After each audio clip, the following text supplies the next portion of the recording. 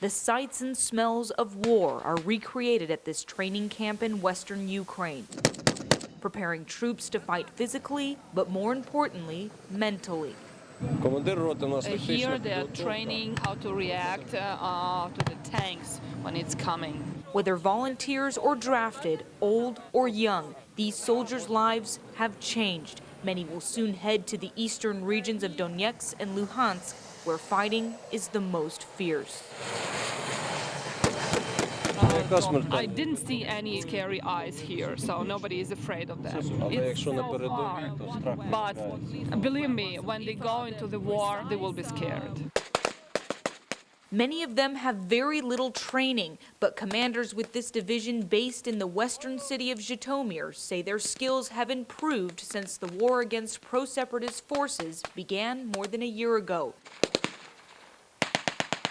Soldiers who have already fought bring skills back. The Ukrainian military has completely redone their strategy in the last year. We share our experience. We teach them how to defend themselves and how to keep their positions. Ukrainian military leaders say the land out here is ideal for training, very similar to what their soldiers will face while fighting out in the east. I can tell that we can fight any enemy, but we just need a little support.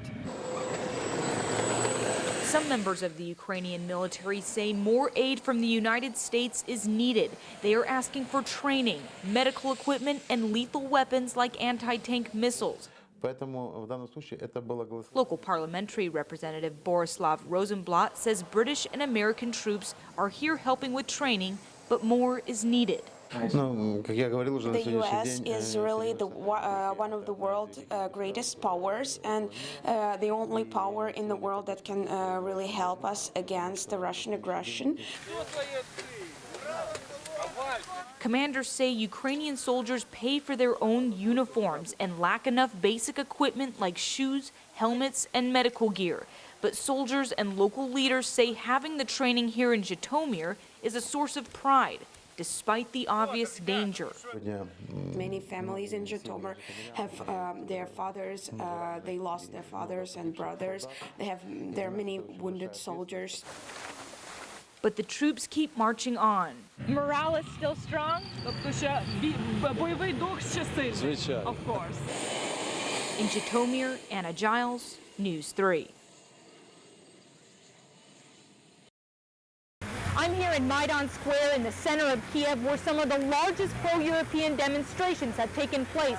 Right now, you'll find plenty of these posters honoring the Ukraine military's efforts to stabilize the eastern region. You'll also find plenty of volunteers out here on a daily basis asking for donations to help the military. How often are you out here doing this? Every day. They call them the volunteers, people of all different backgrounds coming together to collect money for the Ukrainian military's messy battle in the country's eastern region. Ruslan Karvansky has done this since the conflict started and says the U.S. needs to play a bigger role. Because Ukraine cannot do it on their own.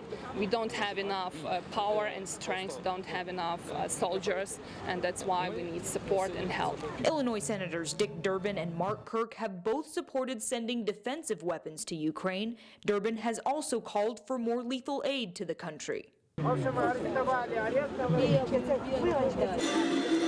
In the hustle and bustle of Maidan Square, a Russian peace activist calls misinformation a big obstacle. The Russian media, they use their power not to inform their nation, but to use it as a propaganda tool. And ultimately spark conflict, he argues. Some hope this battle can be solved without more bloodshed.